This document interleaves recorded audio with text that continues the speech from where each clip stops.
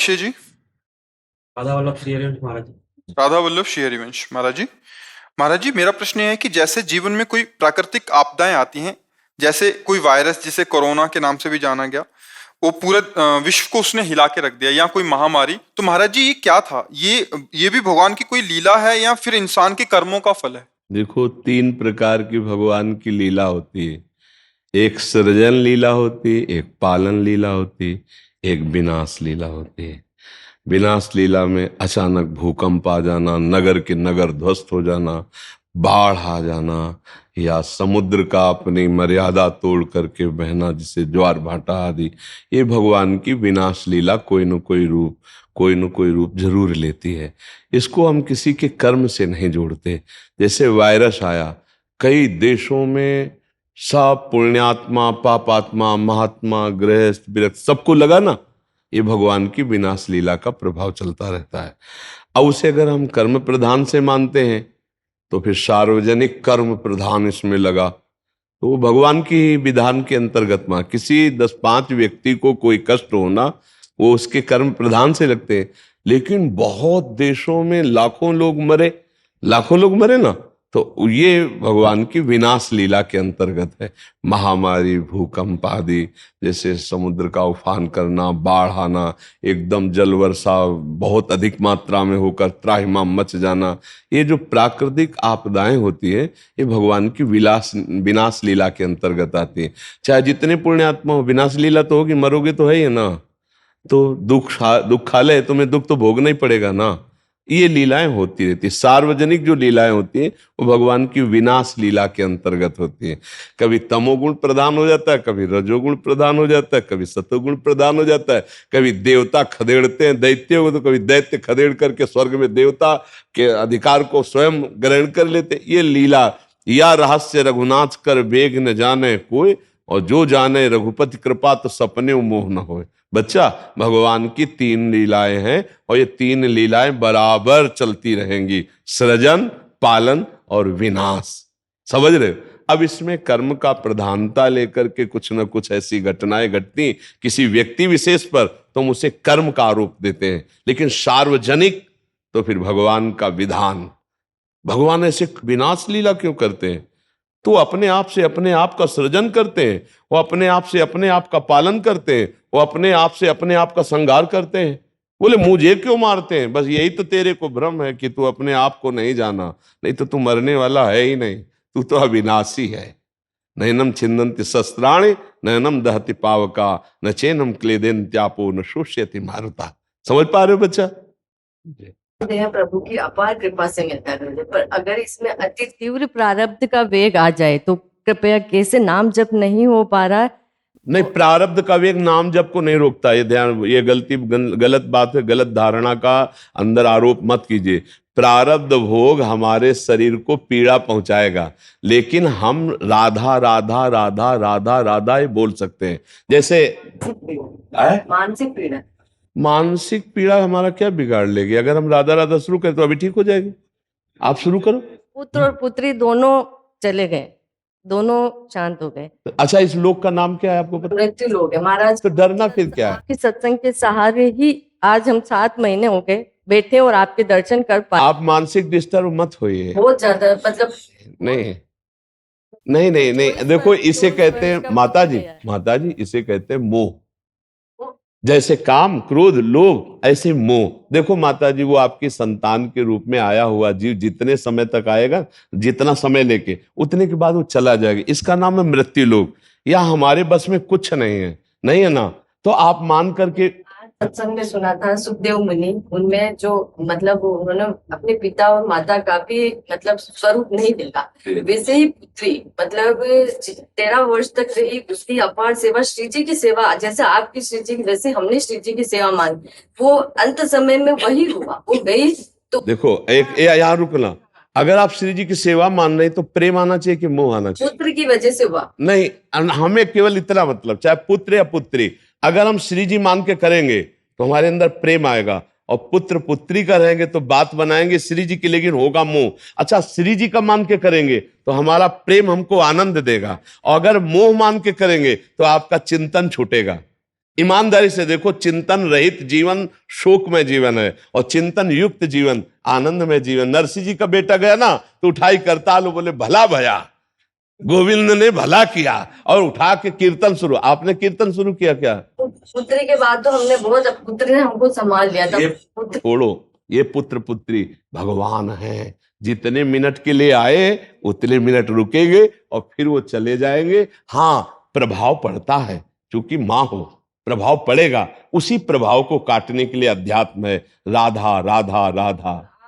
और आनंदित होकर आप रहिए, शोक मत कीजिए, क्योंकि हम आपके हृदय से मिला के कह रहे हैं। आप माँ हैं, ऐसा हर माता पिता को शोक होता है, पर हमको ये मानना पड़ेगा, चाहे गुनी हो या अवगुनी, माता पिता का हृदय बहुत प्यार करता है, पर वो टिकेगा उतने ही समय तक जितने समय तक यहाँ भगवान ने पास दिया है। सरकारी आदमी है ये सब, अपनी अपनी टिकट कटी चलते हैं, कोई किसी की तरफ नहीं देखता है। राधा राधा। अमन वर्मा जी हिसार से।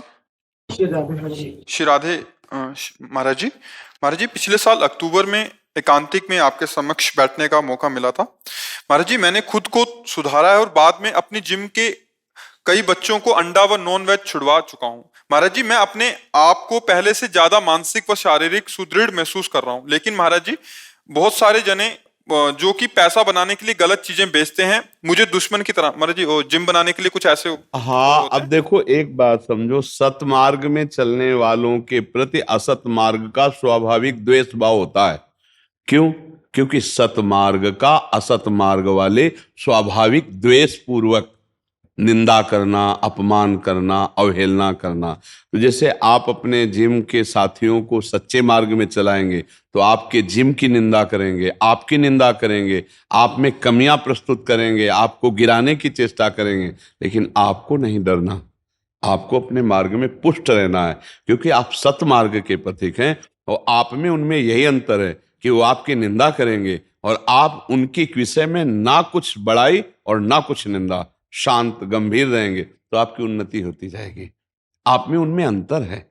वो सत्संग नहीं प्राप्त किए, आप सत्संग प्राप्त किए, तो आप में कुछ विशेषता होनी चाहिए ना। यही विशेषता, आप उनकी बातों को सहन करें, ना निंदा करें और ना विरोध करें। निंदा करेंगे तो भी ठीक नहीं रहेगा कि खुद तो गंदे आचरण करता है, ऐसा ऐसा हमारी निंदा करता है, ऐसा, तो वो आपको विक्षेप पहुंच जाएगा, आपकी हानि। आप मुस्कुरा के शांत अपने जनों को जरूर सपोर्ट कीजिए कि आप खुद समझते हैं कि अच्छा क्या है और बुरा क्या है। यदि आपको ऐसा लगता है कि मैं आपको बुरा सिखा रहा हूं, तो आपको जहां अच्छा लगे, आपकी जहां उन्नति हो, आप जा सकते हैं। अगर आपको ऐसा लगता है कि हम असत मार्ग से हटाकर सतमार्ग में चला रहे हैं, तो फिर आप किसी की बात सुनो मती। तो देखो, ये सत्य का विरोध करने वाले तो मिलेंगे। अगर आप सोचो कि अच्छे मार्ग का विरोध नहीं होगा, सब अच्छा मार्ग स्वीकार कर लेंगे, तो सुधर न जाए सब।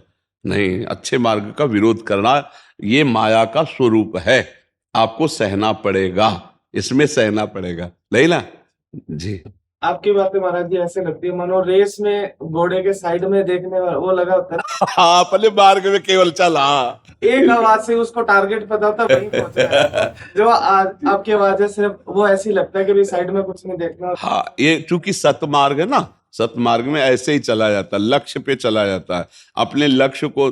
और बच्चा देखो, कुछ दिन का जीवन है, चाहे पाप कमाई कर लो और चाहे पुण्य कमाई कर लो, कमाई दोनों कर रहे हैं। अब ये तुम सच्चे मार्ग में चले हो तो पाप पुण्य दोनों से अलग है, ये भगवत भजन की कमाई है। तो अब अपनी कमाई को लुटाना मत, बेचना मत। ये लूटने वाले तो लोग मिलते रहेंगे, आपको गुस्सा दिलाएंगे कि आप गाली दीजिए, आप निंदा कीजिए। ये नहीं, आपको पता है हमारे पास माल है और ये आपको इतना धनी बना देगा, आंतरिक आनंद का धनी। और बाहरी धन तो अपने आप पीछे, माया की एक चाल है बच्चा, जब माया के पीछे दौड़ो तो छाया मिलती है, माया नहीं। और जब मुड़ जाओ माया से और वो जब तुम्हारे पीछे दौड़ेगी तो माया मिलेगी, छाया नहीं, पक्का समझो। क्यों? माया भगवान की दासी है, और जब भगवान की तरफ चलोगे तो हर सुख सुविधाएं आपको प्राप्त हो जाएंगी। भगवान के चरणों में क्या कमी है? लेकिन लोग भगवान के चरणों का प्रयोग माया के लिए करते हैं, इसीलिए वो माया हाथ नहीं लगती और ना मिले गोपाल, ना माया मिली। और अगर गोपाल को पकड़ लो, माधव को पकड़ लो, तो माया चेरी हो जाएगी पक्का। माया को सब कोई भजे, माधव भजे न कोई, जो माधव को भजे तो माया चेरी होए पक्की बात समझो। तो आप सतमार्ग में चल रहे हो, इसलिए धैर्य पूर्वक चलो और आप उदाहरण बने, आप उदाहरण बने। यार कितना इसकी निंदा की, कितना ये आदमी है क्या चीज, मुस्कुराहट इसकी चेहरे की गायब ही नहीं होती। वो इस बात में परेशान हो जाए कि इसकी अब मुस्कुराहट कैसे गायब करे।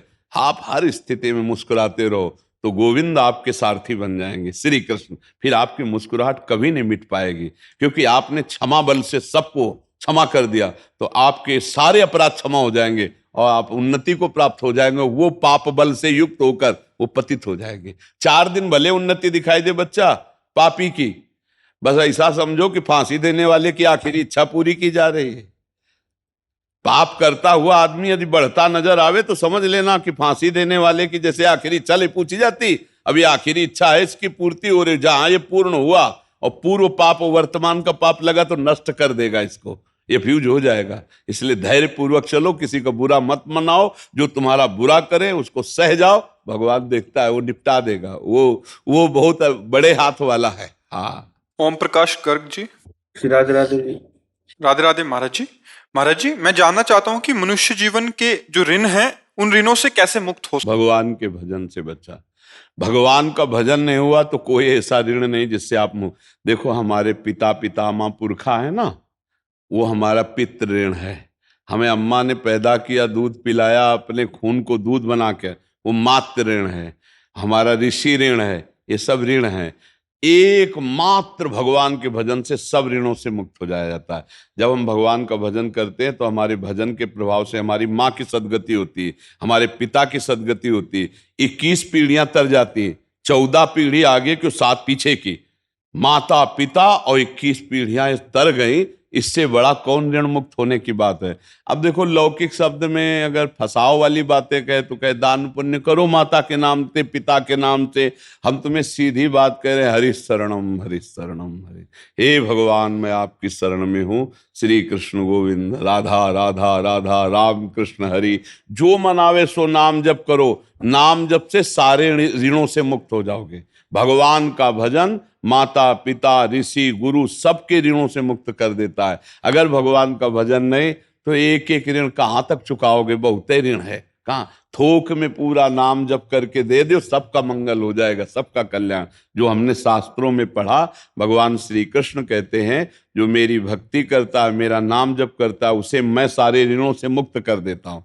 जो सब धर्म का त्याग करके मेरी शरण में आ जाता है, उसे सारे पापों से मैं मुक्त कर देता हूँ। सर्वधर्मान परित्यज्य माम एकम शरणम व्रज, अहम त्वाम सर्व पापेभ्यो मोक्षयिष्यामि मा शुचा। सब ऋणों से मैं मुक्त। तो हमें तो इतना ही समझ में आया कि एकमात्र सच्चिदानंद भगवान श्री हरि की शरण में होकर भजन किया जाए तो सब ऋणों से मुक्त हो जाएगा। समझ पा रहे हैं? आप तो सावन के महीने की तरह है महाराज, जैसे चारों ओर हरियाली हरियाली नजर आती है ना। आप तो वृंदावन की शान है, मान है। आप मरकरी लाइट है, इसीलिए तो ठाकुर जी उसी की लाइट में लीला। हाँ, वही प्रकाशित करें भैया। आप तो बस आप है तो लाइट चाहे जितनी बड़ी हो, ऑन करने की बात है ना। अब ठाकुर जी ने ऑन कर दिया है। पड़गवार आदमी हूँ महाराज। मैंने 1.5 साल से आप ही कुछ, मेरा 2 बच्चे, मेरी पत्नी, चारों आपके इतने भगत जुड़े हुए हैं महाराज। प्रभु का सारा खेल भैया। मूकम करोति वाचालम पंगुम लंघयते गिरिम यत् कृपा तब हम बंदे। राधा राधा। और हमारी तरफ से प्रार्थना है भाई, देखो साधु समागम मिला है तो सार बात है, संत समागम से गंदी बातें छूटनी चाहिए और अच्छी बातें आनी चाहिए। जैसे शराब पीना, मांस खाना, बेविचार करना, नशा और भी, ये सब छोड़ो। राधा राधा नाम जप करो, माता पिता की सेवा करो, परिवार को सुख प्रदान करो। ऐसी मेहनत करके धन कमाओ। धन के बहुत रास्ते हैं कमाने के, पाप ही थोड़ी रास्ता है। मेहनत का रुपया चाहे 100 रुपया हो, और जब उसका नमक रोटी खाओगे तो पूरा परिवार सुखी रहेगा। गंदे आचरण त्यागो, गंदे आचरणों में सुख नहीं है। भगवान का जैसे भी बने भाव कुभाव अनख आलसहु, नाम जपत मंगल दिस दसहु। सार बात है बच्चा, मनुष्य जीवन कुछ दिन का है। पापाचरण न करे, नाम जप करे तो मौज ही मौज है, आनंद ही आनंद। ई परलोक सकल सुख पावत, मेरी सो भैया कृष्ण गुण संचु। जैसे बने वैसे नाम जप करो, परिवार की सेवा करो। नाम जप करने से अध्यात्म पुष्ट होगा और परिवार की सेवा करने से तुम्हारा ये लोक पुष्ट होगा, लोक परलोक सब पुष्ट हो जाएगा। बस गंदे आचरण न करो, गंदे आचरणों से बचो। पराई माता बहनों की तरफ गंदी दृष्टि करना, नशा करना, चोरी, हिंसा, पापाचार, ये सब हमारे मनुष्य जीवन के लिए बहुत घातक है, उनको छोड़ दो। भगवान ने कृपा करके साधु समागम दिया, एक एक बात छोड़ते चले जाओगे तो आप अच्छे होते चले जाओगे, और एक एक बात पकड़ते गंदी चले जाओगे तो आप नीच पुरुष हो जाओगे, आप पाप आत्मा कहलाओगे। इसलिए महात्मा बनो, पाप आत्मा ना बनो, अंदर से महान आत्मा, दूसरों को सुख देने वाले बनो, दूसरों के सुख छीनने वाले मत बनो। यही हमारी प्रार्थना है और यही सत्संग का सार है। मनीष जी मिर्जापुर से। श्री हरिवंश महाराज। राधा वल्लभ श्री हरिवंश महाराज जी। महाराज जी 1 साल पहले YouTube से आप मिले, आपसे परम धन राधा नाम मिला, सत्संग मिला, सत्संग से अपने अंदर के विकारों का परिचय मिला और आपकी कृपा से इन विकारों को दूर करने का साधन भी मिला। आपके बताए हुए मार्ग से आपकी ही कृपा से चलने का प्रयास भी कर रहा हूँ। महाराज जी देखते ही देखते कब इस संसार से अरुचि होती जा रही है और परम धन राधा नाम में लगाव बढ़ता चला जा रहा है, पता ही बड़ी कृपा है बच्चा, श्री भगवान की बड़ी कृपा है। इस संसार में अरुचि होना बहुत कृपा का फल है। अरुचि कहाँ होती ले, बाबा जी बन जाओ, चाहे जो कुछ बन जाओ, घूम फिर के वही संसार, वही रुपया, वही भोग, वही मान, वही प्रतिष्ठा, नाना प्रकार, यही तो संसार है। कंचन कामिनी कीर्ति घूमकर धन्य भाग है कि आप गृहस्थ में रहते हुए, नौजवान होते हुए, अपने दोषों का त्याग करके नाम जप करते हुए संसार में रुचि हो रही। बस इसे दबा दिया जाए, इसको दबा दिया। जब तक आग की ज्वाला ना बन जाए तब तक आग को ढक करके उससे तृण बढ़ाते रहो। ज्वाला बन गया कोई बुझा नहीं पाएगा। और छोटी सी अभी चिंगारी है, और काम क्रोध लोभ मोह आदि जो है ना बड़े भारी शत्रु हैं, ये बुझा सकते हैं। तो इसलिए कभी व्यक्त मत करो कि मेरे अंदर राधा नाम का एक प्रभाव बढ़ रहा है। यहाँ तो ठीक है, एक बार कह दिया, अब अंदर ही अंदर अंतर्दाव लगी रहे, धुआं न प्रगटे कोई, कह जाने दिल आपनो या जा सिर बीती होए। भजन के भाव को छुपाओ और शांत रहो, और सबके साथ व्यवहार वैसे करो जैसे संसारिक आदमी। माँ के साथ वैसा, बहन के साथ वैसा, जैसा धर्म समाज के साथ। कोई ये न जान पावे कि तुम भजनानंदी हो, तुम बड़े भगत हो। शांत व्यवहार, कोई जान न पावे अपने को भगवान में, ऐसे तो निर्विघ्न भजन हो जाएगा। और हमारा तो किसी से बात करने का मन नहीं होता, अब हमारा तुमसे बात करने का मन नहीं होता क्योंकि हमें भजन अच्छा लगता है, अब विघ्न पड़ जाएगा। अच्छा नहीं लगता पर हम हंस के बात करेंगे, और कैसे हो, ठीक है, हाँ। व्यवहार वैसी प्रिय, हंसी बोले बहु मान दे, अंदर ही अंदर आग लगी, बोलने का मन नहीं करता पर हम उनके बीच में बैठेंगे, उनसे बात करेंगे, क्योंकि हम गृहस्थ में हैं, हम संसार में, वैसे चलना चाहिए। तो इसको दबाते हुए अंदर चलोगे तो आग दबती है नहीं है, वो और भभकती है। और ये जब आग भक्ति का रंग ले आएगी तो भगवत साक्षात्कार करा देगी। गृहस्थी में रहते हुए भजन करे तो बहुत ज्यादा लाभ मिलता है। क्योंकि देखो, विरक्ति में आप प्रणाम कर रहे हो, आप हमें रोटी दे रहे हो, आप हमें वस्त्र दे रहे हो, वास की व्यवस्था दे रहे हो, तो ये हराम की नहीं है। इससे भजन कटता है, भजन जाता है, सब फ्री नहीं। और जो भजन नहीं करता ना, तो पुराने गांव के संतों की एक कहावत थी कि गृहस्थी के अन्न के बड़े बड़े दांत, और भजन न करोगे तो फाड़ डालेंगे आंत। समझ रहे? भजन करो, डट के तपस्या करो, उसका हिस्सा जाएगा। रोटी देने वाले को, प्रणाम करने वाले को, कपड़ा देने वाले को, ये हिस्सा जाता है भजन का, तब मंगल होता है जगत का। तो अब सोचो, इतना भजन करो कि उनका हिस्सा भी चला जाए, और अब राजा को भी जाता है। जैसे हम जिस राजा के राज्य में रह रहे हैं तो उसको भी भजन का हिस्सा जाता है। ऐसे थोड़ी आप गृहस्थी में हो तो कर देते हो ना भाई, मकान का कर, बिजली का कर, पानी का कर, सब देते हो ना। तो हम क्या कर देते? हमारा कर है भजन, हमारा भजन कटता है, राजा को जाता है, प्रजा को जाता है, जो हमारी सेवा करता है, जो हमको दान देता है, जो हमें वस्त्र देता है, जो हमें वास की व्यवस्था की है, ये सब जाता है। अब अगर भजन नहीं है तो ये सब कर्जा चढ़ा ना, तो दुर्गति नहीं होगी। हराम का थोड़ी प्रकृति में, कुछ भी हराम का नहीं। एक बल्ब भी जलाओगे तो उसका पैसा लगेगा आपको। तो ऐसे ही, ये नहीं कि बढ़िया बिजली, बढ़िया सब कपड़ा, बढ़िया सोफा, तो ये ठीक है, तुम्हारे पुण्य से कट रहा हो। जिस दिन पुण्य खत्म हुआ उस दिन दुर्गति हो जाएगी। हिसाब किताब है। अच्छा, गृहस्थी में क्या है?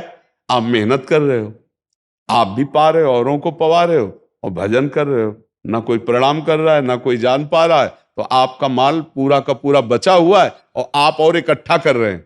प्रणाम संत भगवान, अपने को छोटा समझ रहे हैं, उनको भगवान समझ रहे हैं, उनको वस्त्र दे रहे हैं, भोजन दे रहे हैं, तो माला माल हो गए। इसीलिए गृहस्थ धर्म सबसे बड़ा धर्म है, क्योंकि वहीं से तो विरक्त पैदा हुए हैं। विरक्त पैदा कहाँ हुए? वहीं से हुए हैं। और पल पोष कहाँ से रहे? वहीं से तो पल पोष रहे। बहुत बड़ी, हाँ, जल्दी प्राप्ति होती है, क्योंकि वो स्वयं कमा करके दूसरों को सुख देता है और अपने भजन को बचाता है, भजन को बचाता। अच्छा, अगर कहीं उल्टा सीधा पैर पड़ जाए इस मार्ग में, तो की हुई सब कमाई गंवाई, मिनट में गंवाई, वर्षों की कमाई मिनट में गंवाई। ये ऐसा खेल है। अच्छा, गृहस्थी में है, काम आया तो धर्म पत्नी है, मोह है तो पुत्र परिवार है, मतलब गिरोगे नहीं, रास्ता है वहां। और इसमें तो केवल गिरना ही गिरना है। अगर चूक हो गई और निकल गया तो 17 साल लोकांतर, लाखों का कल्याण कर देगा। ये मार्ग ऐसा है। तो गृहस्थी में आप जैसे इस वेश में बहुत बढ़िया, पर अपने को छुपा के कोई जान न पावे कि आप भजनानंदी हो, नहीं तो विघ्न पड़ने लगेंगे।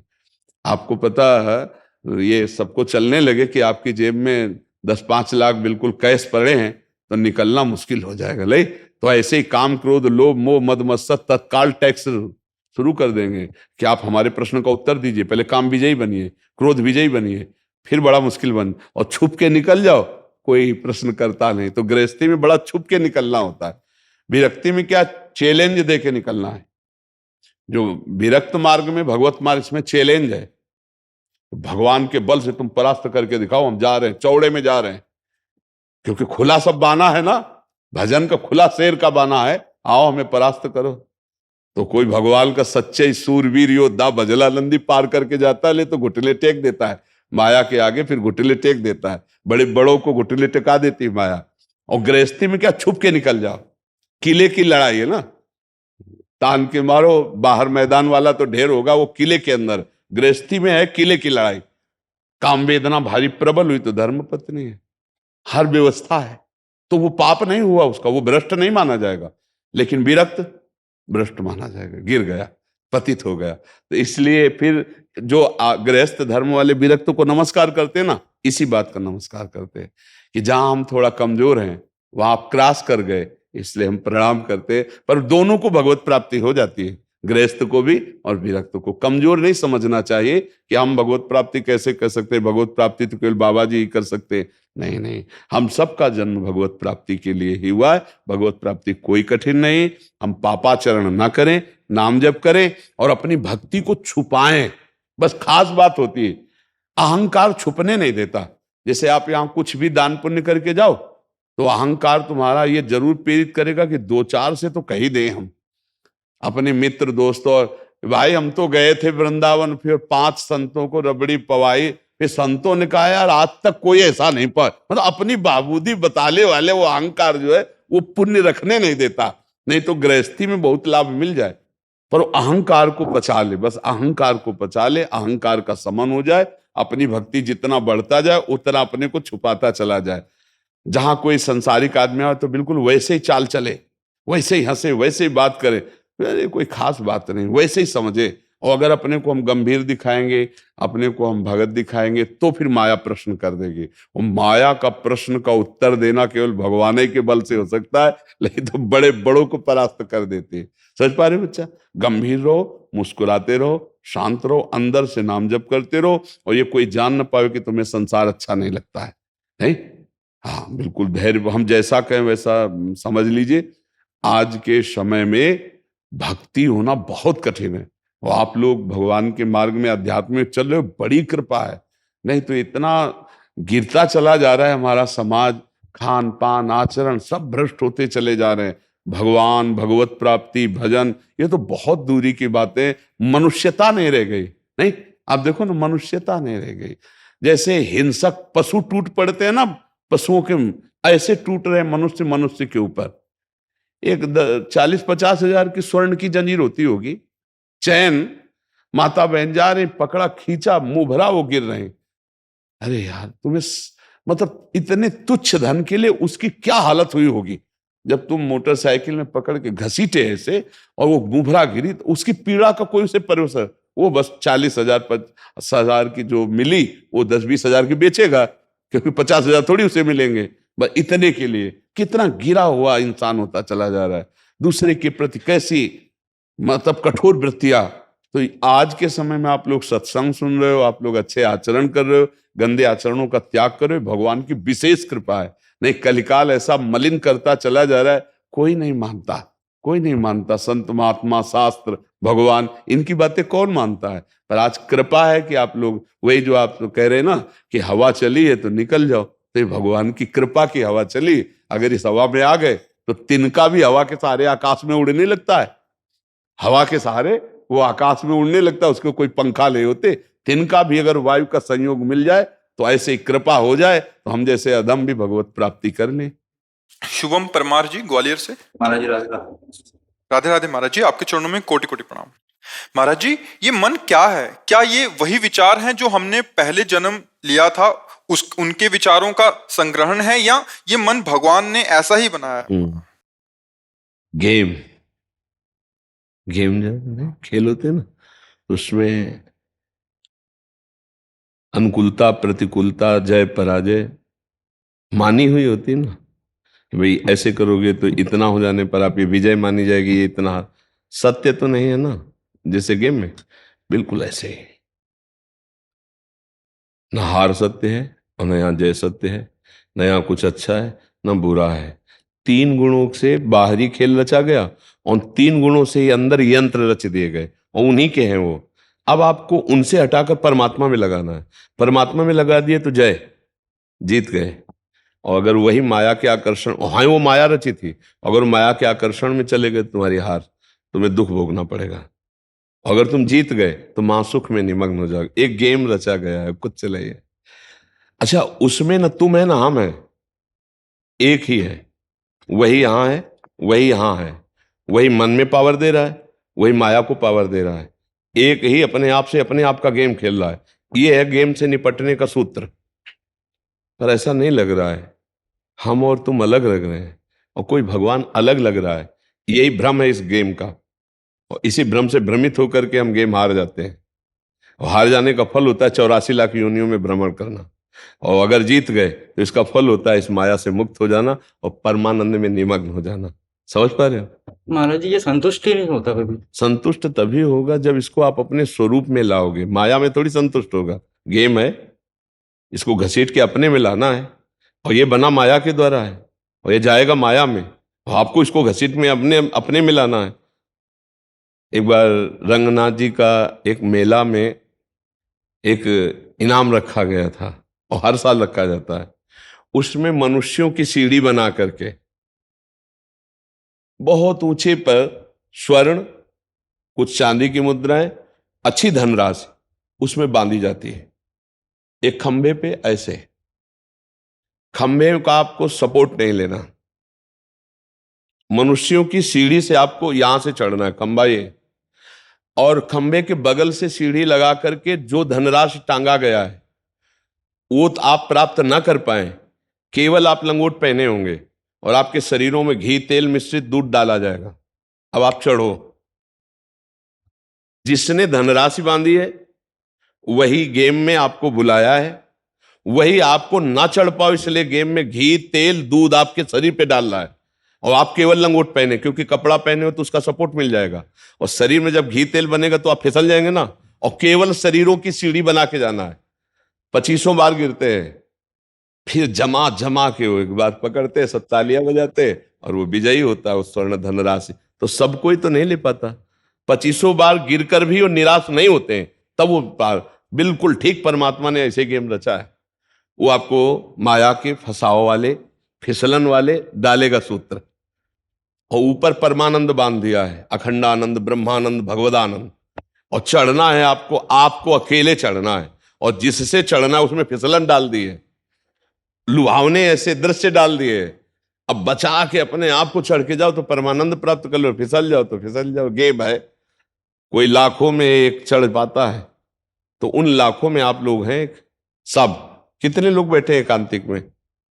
फिल्म के उसमें देखो कितने लोग होते हैं, सांसारिक मनोरंजन में कितने होते हैं। मतलब मांग किसकी है? संसार की। भगवान की तरफ कौन चलना, आप भगवान की तरफ चलना चाहते इसलिए पकड़ पा रहे हैं। ये है क्या, ये है क्या? कभी संतोष नहीं। आज सत्संग सुना है, जो ना खाए तो पछतावे, जो खावे तो पछतावे, ऐसे भूत के लड्डू है ये। अरे वही चतुर है जो समझ पावे कि आखिरकार रहस्य क्या है। बार बार भोगने पर भी सुख नहीं, बार बार इस सब कर, तो सुख तो कोई और है। एक बार कदम अंदर की तरफ बढ़ावे, अंदर की तरफ। हम बाहर खोज रहे, चाबी गिरी है अंदर घर के, और खोजें बाहर तो जिंदगी भर खोजे रहे, हम तिजोरी की चाबी नहीं पाएंगे। वो अंदर चाबी, वो अंदर है, खुल गई ना तो माला माल हो जाओगे। कई बार कहा है, अंदर का मामला है। इस मन को अभी जो विषयों में जाता है, इसको हटाओ। राधा राधा राधा, इसी से मन की बातें डिलीट होंगी और मन हटेगा। देखो ऐसा तो नहीं कह सकते कि एकदम मन नहीं लगता, कुछ तो लगता ही होगा, लगता है ना। 24 घंटे में कुछ मिनट तो आप अगर परमार्थ में कुछ दिन से सत्संग सुन रहे हो तो कुछ तो लगने लगा है, क्योंकि कुछ ना लगता तो आप यहां आते ही नहीं, है ना। कुछ लगने लगा, इसका मतलब हमारी दवा काम कर रही है। नहीं, 24 घंटे में जब कभी नहीं लगता था, कुछ लगने लगा और दवा काम कर रही, इसकी पहचान कि हम मन की कमजोरियां पकड़ने लगे। पहले जैसा मन कहता था वैसा हो जाता था तो हम हर्षित होते थे, आज जब वैसा हो जाता है तो हम दुखी होते हैं कि यार ये गलत सोचा, गलत किया, ग्लानि होती है। हाँ, इसका मतलब दवा काम कर रही नहीं कर रही। अब आप नाम जब और बढ़ाइए और प्रवीण बनिए तो एक दिन देखेंगे मन शांत हो जाएगा। ये शांत, ग्लानि होने लगी मतलब ठीक हो रहा है। वही गंदा मन जो सलाह दिया, वही गंदा मन जो क्रिया कराई, अब वही गंदा मन ग्लानि कर रहा है, मतलब एक अंश में सुधार हो चुका है। नहीं, ग्लानि क्यों कर रहा है? उसने ही तो सोचा था, उसने ही तो करवाया था, फिर ग्लानि क्यों? इसका मतलब अच्छापन अभी मन में बकाया रह गया है, अभी पूरा मन पापी नहीं बला है। तो इसका मतलब हम धुलाई शुरू करें तो पूरा मन हम साफ कर देंगे। निर्मल मन जन सो मोहि पावा, भगवान की प्राप्ति के लिए मोहि कपट छल छिद्र न भावा। आप चिंता मत करो, राधा राधा राधा राधा नाम करो, और जो गंदी बातें जानते हो मन की, उसको सपोर्ट मत करो। ये बहुत खतरनाक होता है कि हम जानते हैं कि ये गलत है, नहीं करना चाहिए, पर हम सपोर्ट कर देते हैं। चलो यार देख लेते हैं, चलो यार खा लेते हैं, चलो यार भोग लेते हैं, वहीं हम डाउन हो जाते हैं। फिर मन आपका ऐसा चिंतन देगा। देखो 4-6 महीना से तो प्रयास कर रहे हैं और हर बार हम असफल हो जाते हैं, तो यार ना ये मिला ना वो मिला, इससे अच्छा है कि हम उसके योग्य नहीं, कोई साधु महात्मा उस परमार्थ अध्यात्म प्राप्त है, हम तो यही मौज लें यार, जो होगा सो देखा जाए। ऐसी सलाह दे देगा, बहुत गलत है ये सलाह। लड़ना हार गए तो तब तो मार देगा। हम अंतिम श्वास तक लड़ेंगे, चाहे 1000 बार हार जाएं। हम कोशिश यही करेंगे कि अब की जीत जाएंगे, अब की जीत जाएंगे। फिर भी हार जाते हैं, फिर भी हम कोशिश करेंगे, तो एक दिन हम इस पर विजय प्राप्त कर लेंगे और भगवत प्राप्ति कर लेंगे। समझ, ये जो मन है ना, ये भगवान ने इसकी रचना की है। इंद्रियाणाम मनश्चास्मि, कह रहे इंद्रियों में मैं मन हूं, और त्रिगुण माया का इसमें भरा हुआ पूरा पॉइजन जहर है। आप देखो मन छोड़ के गंदी बात में ही जाएगा, नहीं जाएगा। ये नहीं कि अच्छी बात में नहीं जाता, अच्छी बात में लगाओ तो लगेगा, और वो भी थोड़ी देर, और बुरी बात में लगाने की जरूरत नहीं, आराम से। इसका स्वभाव रचना ऐसी रची गई है। अब यही गेम रखा गया है कि अब इसकी गति को रोको, अंतर्मुख करो, भगवदाकार करो, तो तुम्हें इनाम मिलेगा, त्रिभुवन पर विजय प्राप्त कर लोगे। वो अद्भुत आनंद अंदर ही मिलेगा, किसी से कहने की जरूरत नहीं, आनंद मगन हो जाओगे। और उसी आनंद की खोज, देखो जब हमारा मन कहता है इस शरीर को भोग लें, इस वस्तु को भोग लें, अमुक, देखो सब अपने घर के जैसे बैठे हैं, क्या उसके भोगने के बाद मन को शांति मिलती है? थोड़ी देर के बाद फिर एक नया संकल्प बनता है, फिर एक नई, मतलब हमारी खोज अधूरी रही। वो नहीं मिला जो मैं सोच रहा था। सोचने में जैसा सुख मिलता है वैसा ना भोगने में नहीं मिलता, चाहे वो भोजन हो, चाहे वो दृश्य हो, चाहे वो कोई क्रिया हो। आप देखना, जो मन हमें सोचवा के पागल बनाता है, और जब हम उस पर जाते हैं तो वो चीज हमें नहीं मिलती है। तब लगता है कि वो यहां नहीं शायद यहां हो, यहां नहीं शायद यहां हो। ऐसे भटकते पूरा जीवन व्यतीत हो जाता है। बुद्धिमान वो है जो 2-4 कदम में ही लौट आवे कि गलत दिशा में जा रहे हैं, पर हम पूरा जीवन चलते रहते हैं, लौटने की बात ही नहीं आती। और यहां तक कि शरीर वृद्ध हो जाता है, इंद्रियां काम नहीं करती, पर मन वैसे ही सलाह करता रहता है। फिर भी नहीं सोच पाता कि चलो अब हुआ पूरा जीवन की शाम, अब तो राधा राधा जप कर अपना काम बना ले। लेकिन नहीं, बूढ़ा है फिर भी शराब पीता है, बूढ़ा है फिर भी गंदी बातें देखता है, बूढ़ा है फिर भी गंदी चेष्टाएं करता है, बूढ़ा है फिर भी नहीं सोच रहा कि मुझे मरना है और भगवत प्राप्ति का अब की उपाय कर लूं, इतना जीवन रह गया। ये क्या है? ये मन का केवल खेल है। वो अपने मन के गेम में फंस गया, निकल नहीं पा रहा है।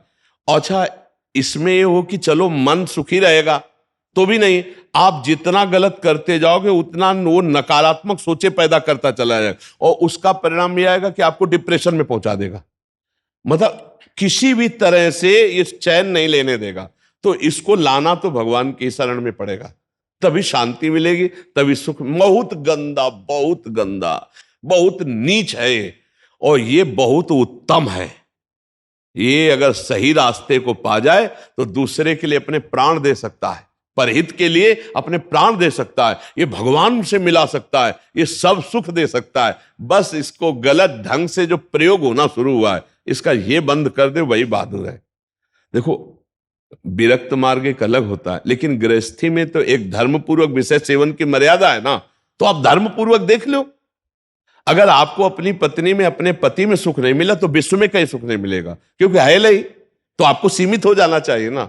लेकिन ऐसा नहीं होता, हम धर्म विरुद्ध बढ़ते चले जाते हैं, जो हमारा पाप बनता जाता है और हम क्लेशित होते जाते हैं। इसलिए हमें लगता है बहुत अच्छे अभी सत्संग के प्रभाव पड़ रहे हैं, तो हम निकल चले गंदी बातों से, हम निकल चले इस माया के फंसाव से, नहीं तो धोखा ही धोखा, पूरी जिंदगी व्यतीत हो जाती है।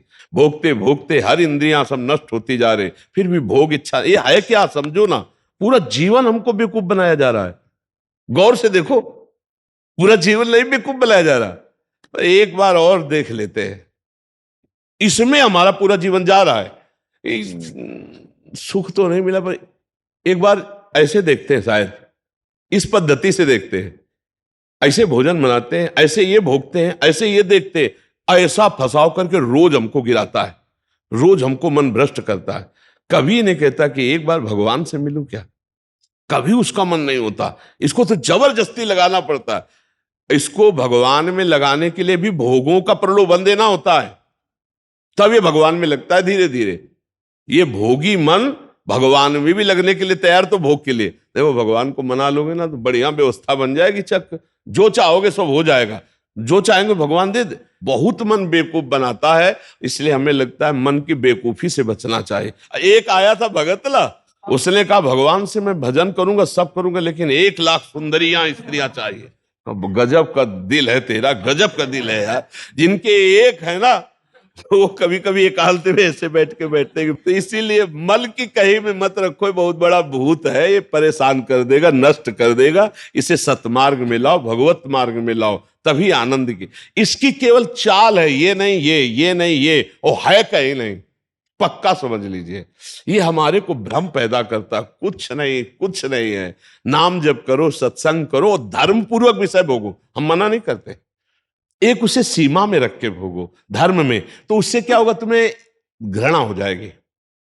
धर्म पूर्वक विषय भोगने से घृणा हो जाती है कि यार, और जो ये व्यसन करके और फिर इधर उधर मन, तो पाप के कारण बुद्धि ठीक निर्णय नहीं देती और बुढ़ापे तक पापाचरण, फिर दुर्गति को प्राप्त होते हैं। अभी समय है, अभी मन को समझा लो, मन को समझ। यही 5 भोग हैं, शब्द, स्पर्श, रूप, रस, गंध, इसी में मनुष्य फंसा है और इन्हीं भोगों से हमारी दुर्गति हो जाती है। बोलो, अभी तक फाइनल में अगर बोला जाए तो अभी तक क्या है अपने पास? कोई अनुभव है क्या? बस एक ही है कि एक बार और चांस मिल जाए, बस किसी भी विषय का, मतलब किसी भी विषय का। मन में हर बार ये रहता कि अब की बार, लेकिन कभी अब की बार पूरी ही नहीं हुआ। तो इसको रोकना जरूरी है कि भजन, साधन, धर्मपूर्वक विषय सेवन और समाज की सेवा। कभी एक बार ऐसा करके देखना, कोई बूढ़ा ऐसा भूखा प्यासा फुटपाथ में पड़ा हो और उसको कभी अपने घर लाना, नहलाना, धुलाना, कपड़े पहनाना और भोजन पवाना। फिर वो जब तुम्हारी तरफ देखेगा तो तुम्हें जो सुख होगा वो जिंदगी में किसी भी भोग में नहीं मिला होगा। आप लिख लेना हमारी बात। कभी कोई बीमारी से तड़प रहा हो, किसी की सेवा का वहां कोई अवसर नहीं है और आप सेवा का अवसर देकर उसे आप स्वस्थ करो, आप अस्पताल ले जाओ, फिर जो आपको सुख मिलेगा हम आपको कैसे बताएं। वो भगवान का आशीर्वाद होता है। जब कोई बूढ़ा, कोई बीमार, कोई असहाय, और जब आप उसकी सहायता करते हो तो उसके हृदय से जो आशीर्वाद, वो सुख जो मिलता है। जैसे हम आपको एक दिन करके देखना, तुम अपना भोजन बढ़िया जो है, कोई ऐसे भूखे को खवा देना जो भूखा बैठा हो, और ऐसे जल्दी जल्दी, और आप देखो उसको पाते हुए, और उस दिन आप वो भोजन ना पाओ, उसे पवा दो, तो आपको जो सुख मिलेगा वो 56 प्रकार के भोग पाने में भी कभी सुख नहीं मिला होगा। वो सुख परहित करने से, दूसरे को सुख पहुंचाने से जो हृदय शीतल होता है, वो कभी किसी से नहीं होता। इसलिए मानव जीवन के लिए मन को थोड़ा विरुद्ध जो चलने वाला है, उसके विरुद्ध आप बनो, उसे सतमार्ग में लगाओ। अब देखो आजकल ऐसी बुद्धि बिगड़ गई कि अपने पूज्य माता पिता को ही बच्चे दुख दे रहे हैं, डंडा थप्पड़ मारना। क्या यार, आज के जवान अपने माता पिता के साथ ऐसा व्यवहार करते हैं। अगर थोड़ा भी अध्यात्म से जुड़े होते तो मुझे लगता है शायद ऐसा नहीं करते, नहीं ना। धर्म से जुड़े होते, अध्यात्म से जुड़े होते, ऐसे माता पिता तो भगवान होते हैं। उनकी आंखें नहीं, उनको नहलाओ धुलाओ, किसी मंदिर जाने की और जरूरत नहीं, उनको भोग लगाओ, उनको पवाओ, उनका जो आशीर्वाद है लोक परलोक तुम्हारा सब बना देगा। लेकिन जब अध्यात्म से नहीं जुड़े तो लगता है कौन इनको, तो हाँ, ये क्या है, ये है मन का वो पापी मन। देखो कैसे पाप कराता है, कैसे निगेटिव चलाता है कि अब ऐसे पुत्रों की क्या दुर्गति होगी। तो कभी अगर ऐसा अवसर किसी को मिले कि कोई फुटपाथ में ऐसे तड़प रहा हो, तो आपको जरूर लगेगा कि काहे को बोझा ले, लेकिन आप उसका अगर बोझा ले लिए तो भगवान तुम्हारा बोझा ले लेंगे। जन्म जन्मांतरों के पाप नष्ट हो जाते हैं जब ऐसे दीन दुखी आशीर्वाद देते ना, उसे भगवान का आशीर्वाद समझना है। और जब माता पिता अंदर से साफ देते ना कि भोगोगे, तो फिर भगवान भी नहीं टाल पाते, फिर भोगना पड़ता है। इसलिए धर्म से चलो, किसी का अपराध मत करो, गंदी बातों में मन को न जाने दो, खूब नाम जप करो, यही मनुष्य जीवन का लाभ लो। मनुष्य जीवन एक दिव्य जीवन है, इसका एक दिव्यता का लाभ है। समझ रहे हैं आप? अनुपमा जी पटियाला से। राधे राधे। राधे राधे महाराज जी। महाराज जी, भगवान ने मनुष्य को कर्म करने के लिए कहा है, लेकिन रामचरितमानस में उल्लेख है कि होई है सोई जो राम रचि राखा। तो सत्य क्या है सदगुरुदेव? सत्कर्म करने पर भी जब परिस्थिति प्रतिकूल हो रही हो, मन को ये तब ये कहकर बोला जाता समझाना है, ठीक है? तब ये बोला जाता है, ये तभी बोला जाता है। कर देखा बहु जतन जब, और राहे न दक्ष कुमारी। जब भगवान ने अपनी प्रिया सती जी को बार बार समझाया, ये प्रसंग है कि भगवान श्री राम सिया जी की प्रेम विकलता में लताओं से पूछ रहे हैं, मृग से पूछ रहे हैं, हे खग हे मृग मधुकर श्रेणी, तुम देखी सीता मृग नैनी। तो उस समय भगवान शंकर ने देखा, कहा जय सच्चिदानंद परम धाम प्रभु की जय हो। तो सती जी के मन में आया कि अगर सच्चिदानंद है तो सच्चिदानंद त्रिकालज्ञ होता है, भूत भविष्य वर्तमान तीनों काल का ज्ञान। फिर लताओं से खगमृग पशु पक्षियों से पूछ रहे कि तुमने मृगनयनी सीता को देखा है क्या? तीनों काल का ज्ञान नहीं, इनको नहीं पता होता सीता कहाँ है। और अगर अल्पज्ञ है तो भगवान शंकर सर्वज्ञ हैं। ये जय सच्चिदानंद परम धाम कह के क्यों प्रणाम किया? अस संशय मन भयऊ अपारा, अपार संशय हुआ। तो भगवान शंकर ने देखा उनका तुम्हारे मन में बहुत संदेह है, संदेह मत करो। बड़े बड़े मुनि योगी जिनका ध्यान करते हैं वही भगवान श्री राम है। ये लीला के लिए मनुष्य रूप धारण किया है, इसलिए वो ऐसा पूछ रहे हैं। सती जी को बहुत समझाया लेकिन नहीं समझ में आया। तब कहा जो तुम्हारे मन अति संदेहु तो किन जाय परीक्षा ले हो। सती जी राजी हो गई और परीक्षा के लिए चल पड़े। तब कहा होई है सोई जो राम रचि राखा, को करी तर्क बढ़ावे शाखा, अस्कई जपन लगे हरिनामा। पूरा प्रयास करने पर भी जब परिणाम सही नहीं निकला और वो परीक्षा के लिए गई, तब ये बोला होई सोई जो राम रचि राखा। अपना कर्तव्य कर्म करें और परिणाम अगर हमारे विपरीत आ रहा है, इसका मतलब भगवान ने कुछ लीला रची है, अब कुछ होगा, होगा विनाश लीला ही। अगर समझाने से समझ में नहीं आ रहा, सतधर्म से चलना नहीं आ रहा, तो विनाश लीला ही होगी और तो कुछ होने वाला नहीं। अब सती जी गई और सोचा अगर ये राजा हैं तो सिया जी की खोज कर रहे हैं, तो मैं सीता रूप धारण करूंगी तो देखते ही कहेंगे मिल गई सिया जी। और अगर त्रिकालज्ञ भगवान है तो अभी पता चल जाएगा। तो वह लता की ओट में हुई और तत्काल अपना रूप सीता जी का रखा। जे सामने गई तो कहे बहोरी कहां वृख केतु, विपिन अकेल फिरौ कह हेतु, ये दशरथ नंदन राम, हे वृषभध्वज भगवान की प्रिया, आपको नमस्कार करता है। माता, भगवान शिव को छोड़कर अकेले कहां, और सीता जी का रूप, कांप गई कि हम तो समझ रही थी देखते ही कहेंगे आओ सीता मिल गई, लेकिन ये क्या, ये तो हमारा पूरा सब रहस्य जानते हैं। फिर देखा अनंत ब्रह्मांड, अनंत ब्रह्मांडों में अनंत राम, अनंत सिया, अनंत लक्ष्मण, इतना वैभव देखा, आंख मूंद कर बैठ गई। तब फिर देखा, फिर वो ऐसे पूछ रहे, हे खग, हे मृग, हे मधुकर। गए भगवान शंकर ने कहा परीक्षा ली, उनका कछु न परीक्षा लीन गोसाई, झूठ बोल गई भगवान शंकर से, कछु न परीक्षा लीन गोसाई, और कीन प्रणाम तुम्हारी नाय। जैसे आपने प्रणाम किया तो वैसे प्रणाम करके चले आए, कोई परीक्षा नहीं ली। भगवान शंकर ने कहा मोरे कहो न संशय जाई, जब मैं समझा रहा था तो संशय नहीं गया, वहां जाके केवल प्रणाम करके चली आओगी। तब देखो शंकर धर ध्याना, सती जो चरित कीन सब जाना, शिव संकल्प कीन मन माही, ये तन भेंट सती अवनाई। आखिरकार सती जी को पिता के यज्ञ में जाके शरीर भस्म करना पड़ा। ये हुआ राम रचना, वो ये सोई जो राम रचि राखा। ये तब कहा जाता है जब अपना पूरा कर्तव्य करके देख लिया और परिणाम हाथ में नहीं, तब अब हुई है सोई जो राम रचि राखा। समझ पा रही हैं आप? हाँ।